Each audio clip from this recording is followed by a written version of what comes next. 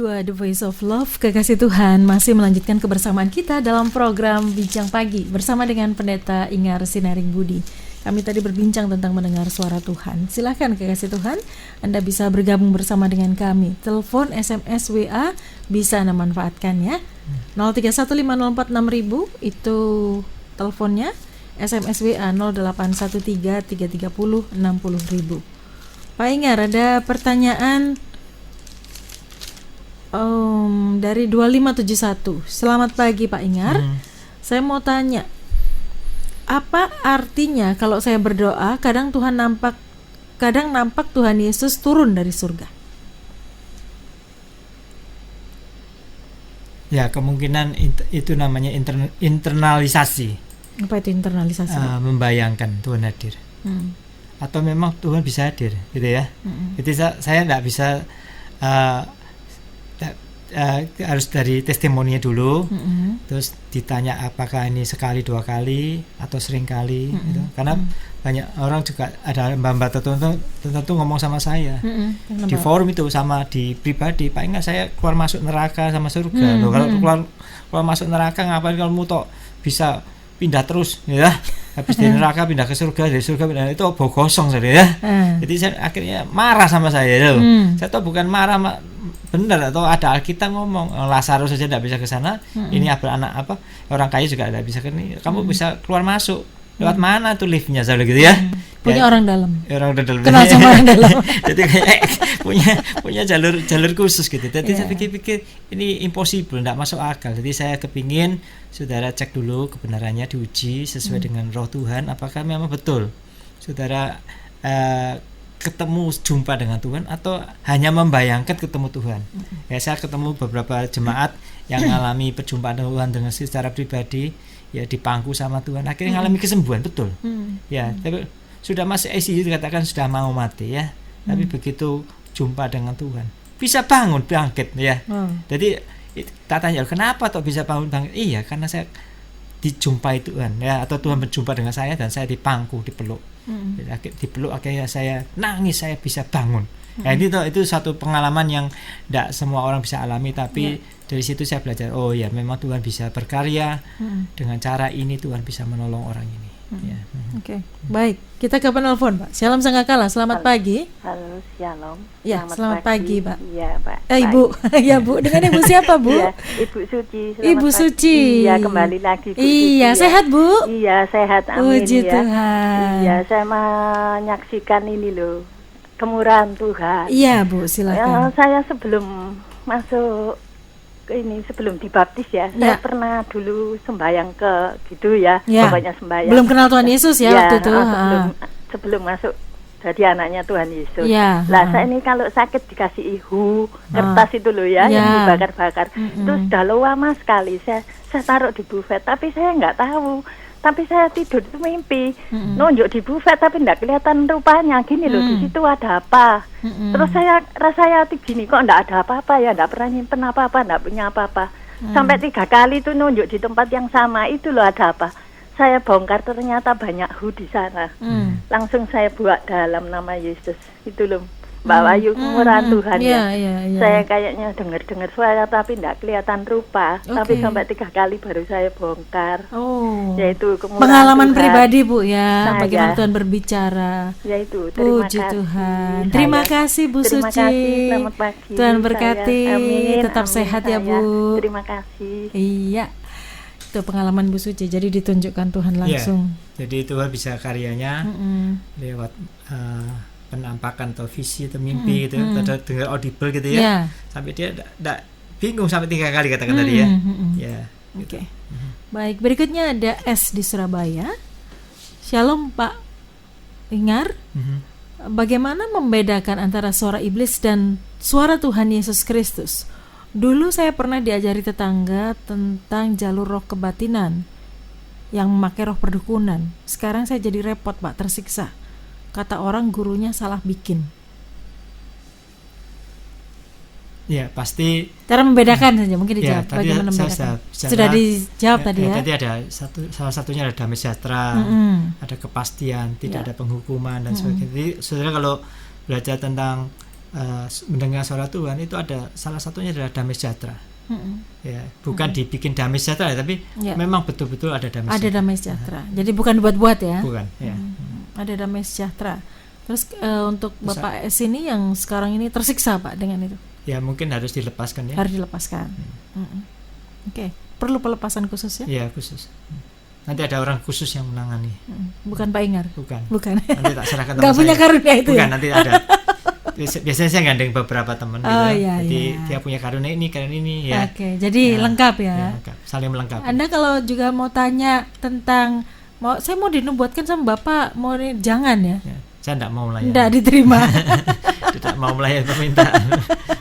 Tidak terima request. Baik, berikutnya Pak, ada Koming di Jombang. Shalom Pak. Situasi dan kondisi sekarang ini menurut saya karena jumlah orang percaya cuma sedikit di dunia. Jadi sekarang ini diselesaikan. Bagaimana menurut Bapak? Gimana diulang? Situasi dan kondisi yang sekarang ini pandemi itu dikarenakan jumlah orang percaya cuma sedikit Pak, sehingga diselesaikan. Diselesaikan apa? Manusianya mungkin ya. Nggak tahu juga saya. Nggak, sebenarnya pandemi ini bukan menurut saya ya secara pribadi bukan hukuman Tuhan, bukan. Tetapi ini virus ini dibuat untuk senjata kimia dan akhirnya nggak tahu kemana, bocor atau gimana, akhirnya menyebabkan virus kemana-mana. Ya, jadi kalau menurut Alkitab itu sepertiga kan binasa oleh penyakit, tapi di dunia itu tidak ada sepertiga. Penduduk dunia itu 6 miliar coba. Yang kena, ini belum ada sepertiganya. Jadi yang mungkin total dunia cuma tidak sampai 20.000 yang meninggal ini. Ya total. Andai kata ini masih berapa ribu, mungkin 10 ribuan ya. Atau belum sampai. Di Indonesia itu di Indonesia aja. Di seluruh dunia. Oh seluruh dunia. Ya, tidak sampai 20 ribuan. Ya, jadi belum ya. Belum. Berarti ini bukan hukuman Tuhan, tapi ini masih uji klinis senjata kimia lah, anggap begitu ya. Ada yang bilang juga ini akhir zaman kah Pak? Bukan, belum. Ini baru icip-icip ya? Belum. Belum. Oke. Baik. Sabar dulu kekasih Tuhan yang sudah mengirimkan pertanyaan. Kami akan kembali dan menanggapi pertanyaan Anda sesaat lagi. 1062 The Voice of Love, kekasih Tuhan, masih melanjutkan kebersamaan kita dalam program Bincang Pagi bersama dengan Pendeta Ingar Sinaring Budi. Kami tadi berbincang tentang mendengar suara Tuhan. Masih akan terus menanggapi pertanyaan Anda.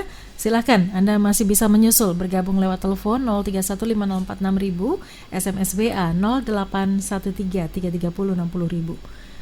Pak Ingar, ada 9307 yang bergabung. Shalom, selamat pagi Pak Ingar.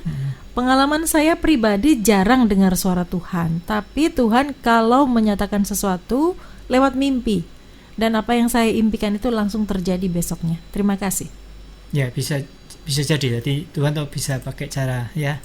Saya lihat ada catatan 12 macam ya cara Tuhan bisa berkarya, lewat mimpi, lewat vision gitu ya, lewat nubuatan, lewat bahasa roh gitu ya, lewat apalagi ya waktu kita menyembah, ya waktu kita ibadah. Jadi banyak cara.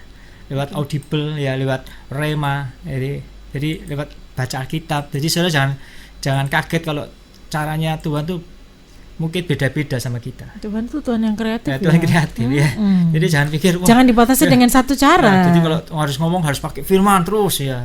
Ya kalau orang itu pemahaman firmannya bisa, tapi kalau secara teologis atau dogmatis ya tidak paham gimana, gitu. Jadi harus Tuhan tuh Allah yang luar biasa, Tuhan yang kreatif tadi. Oke. Baik, ini ada pertanyaan berikutnya. Sepertinya menjawab pernyataan Bapak tadi menjawab pertanyaan ini juga. Dari 1700. Shalom Pak Ingar. Apa pasti dan harus semua orang beriman mendengar suara Tuhan secara audible? Apa Tuhan bisa berbicara lewat cara lain? Lalu bagaimana membedakan suara Tuhan dengan suara hati kalau mirip? Ya, minimal kita harus dengar suara Tuhan, minimal. Jadi kalau yang lain tidak pernah kita dengar, apalagi suara gitu loh. Jadi suara itu paling gampang sebenarnya. Hanya hearing, mendengar. Ada lagi listening. Jadi kalau kita bedanya apa? Hearing sama listening. Hanya mendengar, hanya sekedar mendengar. Tapi listening itu memberikan perhatian lebih. Jadi kalau banyak orang ditanya, Pak, saya sudah mendengar, tapi mudeng nggak ya bahasa Jawanya gitu ya? Paham nggak? Ya nggak ngerti Pak. Saudara hanya mendengar. Padahal mendengar itu taraf yang paling dasar. Hanya mendengar. Menurut survei hanya 25% orang yang mendengar. Ya, contohnya gini. Pada waktu saudara ibadah, firman Tuhan disampaikan, Mungkin saudara dengar, semua mendengar semua. Cuma masalahnya yang didengar itu yang bisa diterima tidak sampai 25%. Nah, terus yang 75% kemana? Ya, pertanyaan kita dah. Loh, ya tidak bisa Pak. Loh, padahal kita sudah dengar semua sama-sama hari ini misalkan bincang pagi 1 jam, semua sudah mendengar. Tapi loh, tadi ngomong apa ya? Loh, tadi saya ngomong apa? Banyak jemaat juga gitu loh. Tadi ngomong apa pendeta? Loh, tadi kamu dengar nggak? Dengar. Iya, saya dengar. Tapi saya nggak ngerti dia ngomong apa loh. Aneh nih. Ya, ya ini jadi ini banyak kasus yang makanya saya dengan topik ini saya mengangkat sesuatu ya. Bagaimana kita mendengar suara Tuhan secara audible dengan jelas clear ya, supaya kita nih bisa memahami makna hidup kita di dalam dunia ini. Oke. Pertanyaan kedua tadi, apa Tuhan bisa berbicara lewat cara lain? Oh, bisa. Tadi sudah banyak cara. Banyak cara. Tadi Bapak bilang ada 12 ya? Ada 12. Apa tuh coba? Tadi saya sebut. Masa nggak nyatet ya? Lewat berarti. Mendengar nggak tadi? Ya, mendengar tapi kan nggak ngerti ya. Padahal cuma baru berapa menit ya? Iya, tadi sudah diterangkan, tapi gimana ya? Apa ya? Kok hilang ya gitu? Ya karena kita seperti itu ya. Mendengar tuh banyak faktor. Satu, kita mendengar dengan perhatian, terus mendengar dengan dicatat, terus direnungkan, terus dipelajari, terus dilakukan. Bisa, jadi banyak cara. Jadi kalau saya belajar sesuatu, misalkan saya di kuliah ya dari S1, S2, S3, saya sampai rumah saya pelajari lagi. Tadi dosennya ngomong apa ya? Tok dia ngomong gitu ya. Saya cari sampai ketemu jawabannya. Ya, demikian juga ada pertanyaan-pertanyaan saya cari sampai ketemu lah. Itu namanya bukan hanya mendengar, tapi listening, memahami apa yang kita dengar sampai betul-betul kita mengerti, dan lebih baik adalah kita melakukan. Ya, banyak orang tuh setelah dikasih tahu firman, dia tidak bisa melakukan, gelisah hatinya. Misalkan, ayo kamu tinggalkan dosamu, dia tidak berani karena ini dosa kenikmatan ya. Jadi tidak bisa. Ya, gimana? Lebih baik saya dengar suara Tuhan. Kalau dengar suara Tuhan berarti saya harus meninggalkan banyak hal. Padahal enggak, demi kebaikan kita, firman Tuhan itu baik untuk kita. Oke, baik. Berikutnya tadi, bagaimana membedakan suara Tuhan dengan suara hati kalau mirip? Ya, hati kita kalau bersih enggak apa-apa. Tapi kalau hati kita penuh motivasi, kebencian, ya, arogansi, itu enggak bisa, agak sulit. Ya. Jadi apa yang kita keluarkan tuh hanya ide-ide kita, hanya pemikiran kita, bukan apa yang Tuhan ingin katakan lah hidup kita. Itu. Oke, baik. Berikutnya ada pertanyaan dari 8799. Selamat pagi Pak Ingar. Saya punya 3 anak. Anak pertama dan kedua mau menikah. Sebelum mereka punya pacar, hidup kerohaniannya sangat dekat dengan Tuhan. Saat ini mereka karirnya sudah cukup bagus, namun hubungan dengan Tuhan kurang dekat, Pak. Tidak seperti dulu sering memuji dan menyembah Tuhan. Sebagai seorang ibu, apa yang harus saya lakukan ya Pak Ingar? Sejak COVID-19 ini, saya dan suami tiap malam berdoa bersama anak-anak kami. Namun mereka berdoa karena terpaksa, tidak berdasarkan keinginannya. Tidak ada kerinduan berdoa dan dekat dengan Tuhan. Bila saya berdoa, sering Tuhan bicara melalui bahasa roh, namun tidak dapat mengerti maksudnya. Namun hati saya merasa tenang dan ada sukacita. Yang dipertanyakan? Yang ditanyakan tadi, bagaimana menghadapi anak-anak yang sekarang ini kurang dekat dengan Tuhan hubungannya. Ya, kita harus memahami secara psikologis anak ya. Banyak anak-anak itu sebenarnya punya orang tua tapi tidak dibapai dengan baik. Ya, atau sebaiknya anak-anak tidak merasa sudah dibapai dengan baik. Jadi itu salah satu faktor psikologis. Tapi secara faktor spiritual adalah seringkali anak-anak tidak bisa memahami kalau Tuhan bisa bicara dengan orang tuanya. Jadi saya seringkali ngomong sama anak saya, walaupun papamu bukan Tuhan gitu ya, ya, tapi Tuhan lewat papa orang tua ini itu dikasihkan misalnya rule-nya itu, ya wadahnya lewat orang tua supaya orang tua bisa berbicara kepada anak. Gimana kamu bisa bicara kepada Tuhan langsung kalau kepada orang tuamu kamu tidak bisa respect, hormat? Ya lebih baik kamu hormat dulu kepada papa mamamu supaya nanti Tuhan bisa bicara secara pribadi dengan kamu. Gitu. Jadi mungkin ada sikap ogah-ogahan ya, ngapain gitu-gitu aja kita dengar firman Tuhan itu aja ya. Mungkin kita perlu belajar banyak firman Tuhan, atau mungkin dibalik, oke, sekarang kamu waktunya menyampaikan firman Tuhan, saya mau dengar gitu ya. Mungkin karena orang tua tuh hanya sepihak tuh, hanya saya coba sekarang tak balik kamu, sekarang kamu coba yang menyampaikan, berbagi. Apakah kamu ingin, mungkin ada unek-unek sesuatu mungkin ya selama ini yang tidak pernah terungkap gitu ya. Ya kemarin anak saya baru ungkapkan ya, papa mama tahu enggak saya dibully orang. Loh, saya bilang, loh siapa yang bully kamu? Saya selama ini saya enggak pernah tahu ya. Tapi dia cerita, saya harus cerita. Itu siapa? Ini disebut namanya. Toh enggak bilang dari dulu. Ya. Saya bilang sama tak parani ya. ya. Saya bilang sama kakak saya sudah diparani satu kelas, dikeroyok satu kelas. Jadi teman-temannya kakak saya, kakaknya tuh punya teman banyak, ya, pemain basket semua. Jadi gede-gede badannya. Anak saya kecil badannya. Jadi dibully terus. Waduh, jalan. Lain kali kamu harus ngomong papamu. Ya, sebenarnya dulu kakak-kakakmu ada yang bully, saya datengin anak-anaknya ya. Saya ajak omong-ngomong. Akhirnya saya diperteman sampai sekarang. Jadi kadang-kadang karena kurang terbuka atau mungkin takut atau mungkin dia tertekan gitu ya, dia tidak berani nyampaikan. Ya aneh nih ya bagi saya ya. Sudah mau lulus SMA baru dia ngomong aku dibully ya. Andai kata enggak saya dulu masuk saya ya, masuk kelas 1 saya marani. Siapa yang ya kayak gitu. Jadi kadang-kadang karena sebentar, jangan-jangan dulu Bapak suka bully, makanya sekarang anaknya dibully. Oh enggak ya? Saya enggak mau bully orang. Ada orang. Oke. Baik. Tadi ibu atau bapak ini katakan bahwa sebelum anaknya punya pacar, sebelum kerjanya mapan itu dekat sama Tuhan. Apakah kemapanan itu bisa merenggangkan hubungan kita dengan bisa. Tuhan? Jadi karena faktor pekerjaan ya, seolah-olah sekarang fokusnya bergeser. Dulu fokusnya tidak ada tantangan pekerjaan, tidak ada beban pekerjaan. Sekarang fokusnya di pekerjaan. Akhirnya istilahnya Tuhan di nomor 2 kan, atau bahkan tidak dianggap sama sekali Tuhan. Yang penting pekerjaanku berhalaku ini ya. Jadi dan ini, ada pacar lagi sekarang pacar, ya. Jadi tanggap entar lagi orang tua juga enggak bisa apa-apa gitu ya. Jadi ini banyak faktor ya. Saya bilang sama anak saya ya, ini mumpung kamu belum menikah ya, masih belum punya pacar juga, saya bilang coba kamu belajar sesuatu ya, yaitu satu, kamu harus bertanggung jawab nanti untuk keluargamu. Yang kedua, kamu harus tetap mengasihi orang tuamu, juga berbagi kepada saudara-saudaramu ya. Andai kata nanti ada saudaramu yang kekurangan, bantu dia ya. Jangan egois hanya untuk diri, tapi bantu supaya semua ada kecukupan, ada berkat, ada berbagi berkat dengan satu sama lain. Dan itu harus diajarkan. Ya, saya tanamkan terus ya. Si A, si B itu tanggung jawabmu. Si A, si B tanggung jawabmu. Ini kamu tanggung jawab di sini. Kalau kamu bersedia, silakan. Kalau kamu tidak bersedia, jangan ya. Lebih baik kamu sejak sekarang ya belajar. Jadi sejak sekarang tak tanam gitu.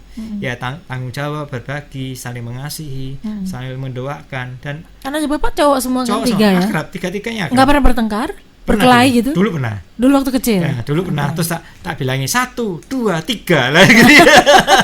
Kalau Bapak sudah bilang gitu, mereka takut. Memang diapakan? Ya, nanti disiplin ya. Nanti kalau ada kakaknya nakal gitu, papa ini orangnya kakak enggak mau gini.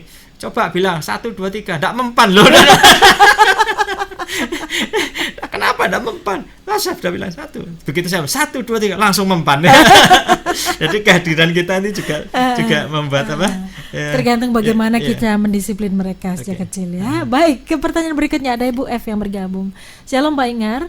Kenapa tidak setiap orang diberi semacam penglihatan, misalnya melalui mati suri, lalu dibawa ke neraka supaya dapat bersaksi agar manusia bertobat? Ya, itu pertanyaan pertama. Ya, kita ngomong walaupun ada orang mati dibangkitkan, dia bersaksi lagi kepada saudara yang ada, tidak bisa orang itu, tetap tidak percaya. Jadi Tuhan Yesus sendiri yang ngomong sendiri, ya itu. Bahkan anak manusia datang pun orang nggak percaya. Ya. Jadi saudara jangan punya anggapan orang mati suri terus surga bangkit lagi terus baru percaya, enggak juga. Ya.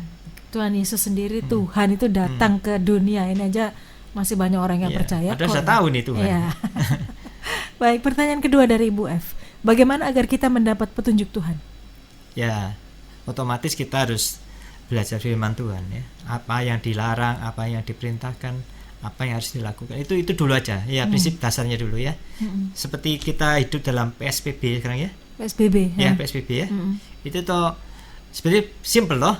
Ya, harus gini, tapi banyak orang melanggar karena dipikir gitu toh aja gitu ya. Virus tidak kelihatan aja. Memang virus tidak kelihatan ya. Kalau sudah kena nangis. Ya itu minta sama Tuhan percuma, kita aja yang kelihatan, yang aturan mainnya gampang aja dibikin sulit, ya apalagi yang sulit dibikin gampang ya. gitu ya. Kalau gampang dikasih tahu itu kita ngenteng ke. Ya. Ketika nanti sudah kena atau sudah apa baru nangis. Itu dia. Kecenderungan kita manusia gitu. Termasuk kami yang ngomong gitu ya. Kami tidak bilang kekasih Tuhan loh ya. Ya, oke. Kekasih Tuhan, Anda dengar Pak Ingar mengajarkan hal yang baik pada pagi hari ini. Beliau tertawa. Tahukah Anda bahwa istri beliau sedang dirawat di rumah sakit dan besok akan operasi? Saya berdoa berharap bahwa operasi berjalan lancar. Amin. Kekasih Tuhan yang di rumah juga bisa dukung dalam doa ya. Puji Tuhan. Saya baru tahu tadi waktu ngobrol-ngobrol di off air, ternyata istri beliau sedang dirawat di rumah sakit. Besok akan operasi karena cancer ya Pak ya? Ya belum. Belum. Indikasi ke sana. Oke. Tuhan berkati, Tuhan lewatkan semuanya, Tuhan cukupkan biayanya juga. Baik, bisa disimpulkan dari perbincangan kita pagi hari ini dan silakan tutup dalam doa. Ya, saya kepingin saudara kasih Tuhan, saudara belajar banyak firman Tuhan, bukannya sekedar belajar, tapi belajar banyak mendengar suara Tuhan. Dari situlah kehidupan terpancar. Ya, saya rindu kekasih Tuhan yang semuanya berada saat ini dimanapun ya. Ya, kita sebagai domba-domba Kristus, hendaklah kita mengerti suara gembala kita. Jangan sampai orang lain yang kita dengarkan, padahal orang lain bukan gembala kita. Kita punya gembala yang agung. Gereja-gereja harus dengar suara Tuhan. Gereja-gereja harus dengar suara Roh Kudus. Hari ini Roh Kudus bisa bicara dengan kita. Ya, jangan anggap enteng suara Tuhan. Jangan remehkan firman Tuhan.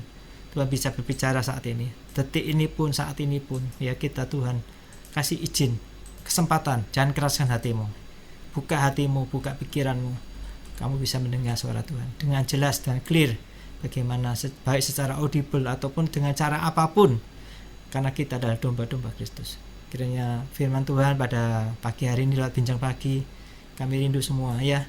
Tidak usah berbondong-bondong cari firman Tuhan ke si A, si B, si D dan sebagainya. Kalau kita domba-domba Kristus, pasti Tuhan bicara dan Tuhan akan menyebut namamu masing-masing ya. Dipanggil nama kita masing-masing, audible secara langsung. Si A, si B, ayo ngomong. Jadi saudara kalau mau audible, saudara punya hubungan baik dengan Tuhan, kedekatan, mau tahu isi hati Tuhan dan mau melakukan apa yang Tuhan firmankan ya. Itu anjuran pada pagi hari supaya kita semua digugah oleh firman Tuhan, bisa melakukan dan bisa mengalami pengalaman pribadi dengan Tuhan, yaitu mendengar suara Tuhan.